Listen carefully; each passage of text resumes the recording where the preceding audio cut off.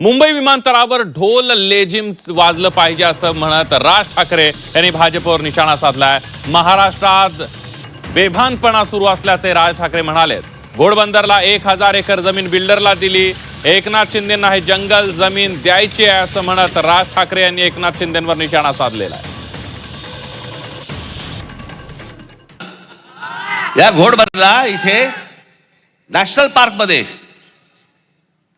ही लोकसत्तामध्ये आलेली बातमी आहे। लोकसत्तामध्ये 1000 एकर जमीन जंगलाची, जंगल आहे, डेन्स फॉरेस्ट, घनदाट जंगल, त्याची 1000 एकर जमीन एका उद्योजकाला विकतायत, जंगल काढून टाकतायत, झाडं तोडून टाकतायत।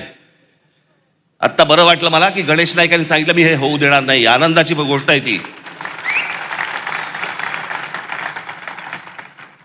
पण मला कळलंय हे कोणाला करायचंय, एकनाथ शिंदेना करायचंय, त्यांच्या कुठे ओळखीचे आहेत।